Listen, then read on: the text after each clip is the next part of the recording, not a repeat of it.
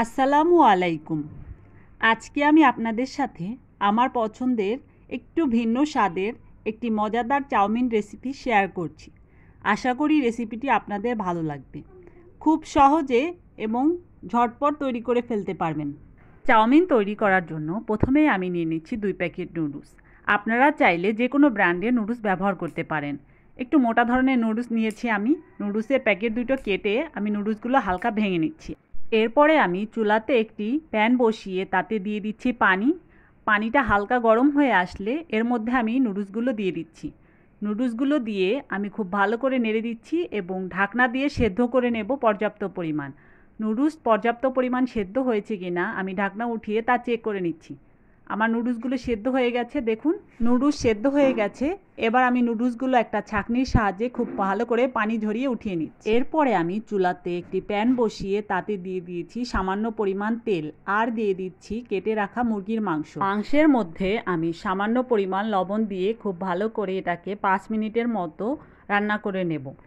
5 মিনিটের মতো মাংসটা ভাজা হয়ে গেলে এরপরে আমি এতে দিয়ে দিচ্ছি এক এক করে ভেজিটেবল।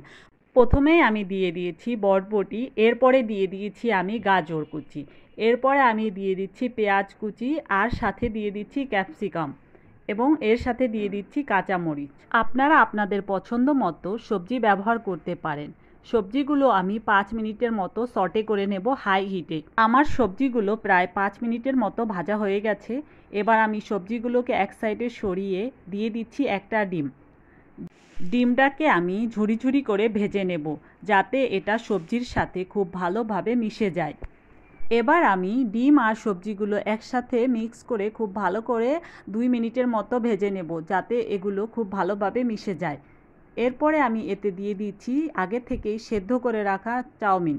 এবার আমি চাউমিনে দেওয়ার জন্য একটা সিক্রেট মশলা তৈরি করব। এর জন্য আমি নুডলসের প্যাকেটের মধ্যে যে মশলা পেয়েছি তার 1 প্যাকেট নিলাম। এর সাথে দিয়ে দিচ্ছি টমেটো সস আর দিয়ে দিচ্ছি হাফ চামচের মতো গোলমরিচের গুঁড়ো। এরপরে দিয়ে দিচ্ছি 1 টেবিল চামচের মতো সয়া সস আর দিয়ে দিচ্ছি বারবিকিউ সস। এবার আমি এতে দিয়ে দিচ্ছি সামান্য পরিমাণ পানি। এগুলো খুব ভালো করে মিক্স করে নেব।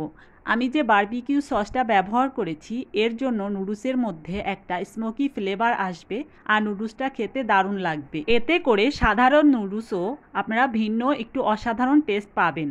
অবশ্যই একবার বাড়িতে ট্রাই করে দেখবেন। এরপরে আমি দিয়ে দিচ্ছি পরিমাণ মতো লবণ। তৈরি হয়ে গেল আমার মজাদার ও একটু ভিন্ন স্বাদের স্পেশাল নুডলস। নুডলস থেকে দারুণ একটা গন্ধ বের হচ্ছে। এবার আমি চুলা থেকে নুডলসটা নামিয়ে নেব এবং গরম গরম পরিবেশন করব। তৈরি হয়ে গেল আমার মজাদার ও স্বাস্থ্যকর হেলদি একটু ভিন্ন স্বাদের স্পেশাল চাউমিন নুডলস। আশা করি রেসিপিটি আপনাদের ভালো লেগেছে। রেসিপিটি ভালো লাগলে অবশ্যই বাড়িতে একবার ট্রাই করবেন। আজকের মতো বিদায় নিচ্ছি। দেখা হবে নতুন কোনো রেসিপি নিয়ে।